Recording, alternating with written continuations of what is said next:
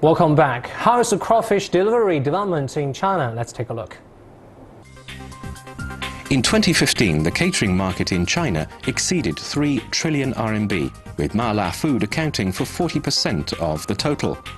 Crayfish is the biggest single category in the market, accounting for 3 to 4% of total revenue. EO is an O2O new media and research platform that focuses on traditional business that go online. EO's chief editor Li Shuang shares some of his findings from a survey he did on the mala crayfish market in Beijing in 2015. Even though it's a 100 billion yuan market, it still has a lot of potential. Actually, the mala market segment still hasn't seen the appearance of one huge platform, so I'm sure we'll see the emergence of an entity that will catch a large market share.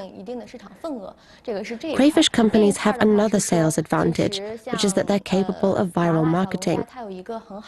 Moreover, if people begin to industrialize the process and establish big, central kitchens to produce dishes, the production process will be very easy to standardize. Then these people will be able to produce big batches. One advantage of this is that instead of having to go to the restaurant or having frozen dishes delivered, the users will get warm crayfish delivered to their door. This is a major improvement to this kind of lazy people's economics that allows you to have nice, warm food delivered to your door within 2 hours, 24 hours a day.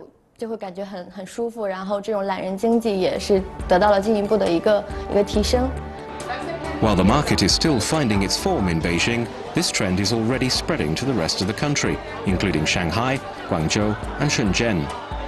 TIAN from Jacky's Crayfish is already looking to cash in on the emergence of a mala crayfish culture among the younger generations.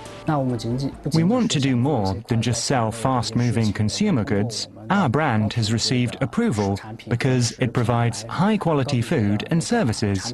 Now there's even an increasing demand for a unique brand and the mala lifestyle. We're going to start making merchandise and already made the first step on December the 10th, 2015, when we released our first scarf.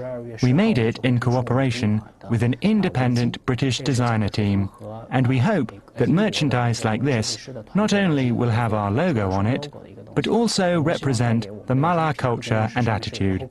We hope that our brand will become a part of young people's lives and that we can fulfill the demands of a new generation of consumers for a more personalized brand. Because mala crayfish has a relatively short history as a marketed product, there's no big clash between traditional restaurants and online delivery services. Rather, online and offline aspects of the business complement each other, as explained by Han Dong. I believe that physical stores and e-commerce sites will complement each other. Some businesses are rejecting physical stores in favor of e-commerce platforms. Personally, I think that we should take a broader view. If there were no physical stores, there wouldn't be an opening into e-commerce. In the same way, the cost composition of e-commerce will decrease the cost of running physical stores. So I think that these two channels benefit from each other.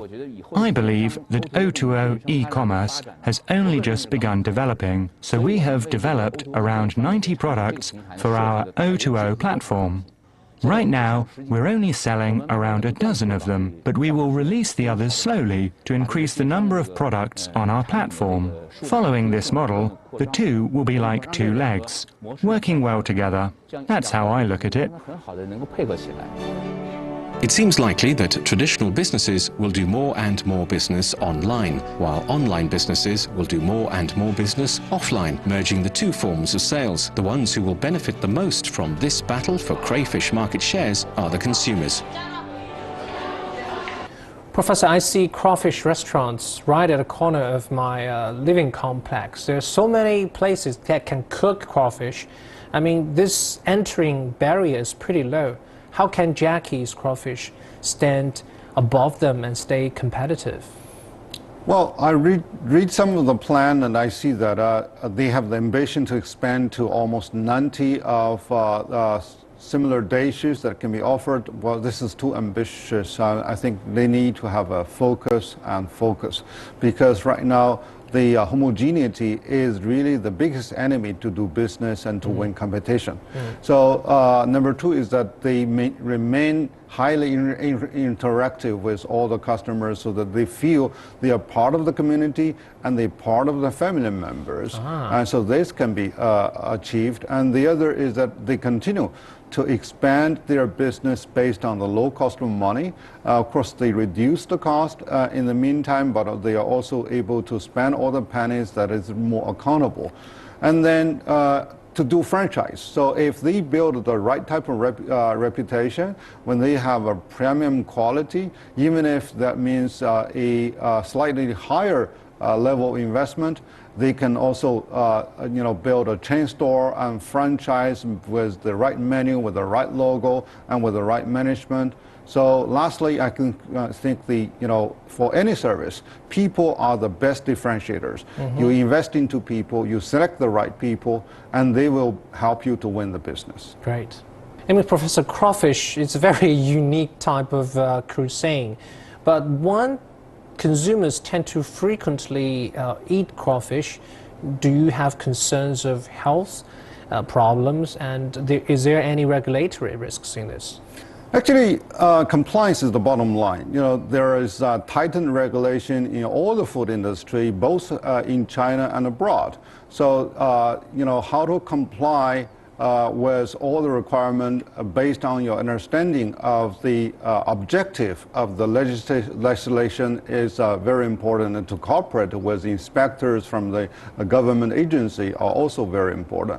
But on top of the compliance, you also see big opportunities to sharpen your competitive advantage. We see that both in the home and abroad, there is tightened regulation over the food safety issue.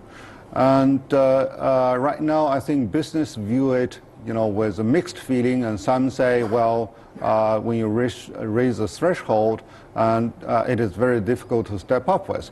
But the way I see it is that it is really a winning opportunity for the best performers. So the QA and the QC are also very important to assure customers that I have the right toolkits, I have the right process, and also I have the right knowledge to ensure the quality is guaranteed. And of course, you also learn how to promote and communicate with customer that you are the responsible business. Professor, to yourself, have you personally ordered crawfish and have it delivered to your place? Do you think there's a great future in this business? I didn't, but I was invited a number of times to eat out of the crawfish. It's really tasty because there are so many ways of cooking it, and the service varies though. I think, the future is humongous because number one, for the food industry, we estimate is 2.5 trillion markets. To have a slight share in this big pie is already big enough, and it's very encouraging. And plus, the internet will continue to bring new wonders to this business. And right now, particularly now, the centralized kitchen system is on the high agenda for transforming this industry. So you do not really have to spread into so many shops, hiring so many chefs, and you have centralized purchase, centralized cooking, and centralized delivery system. And now they can also work with many other platforms. So APPs are abundant. Even DD and the taxi hailing system can also join the bandwagon to jack up this business. But the only danger is that if there is a food safety scandal, the business is ruined. Great, thank you, Professor. Always a pleasure having you with us. Likewise, thank you. Thank you.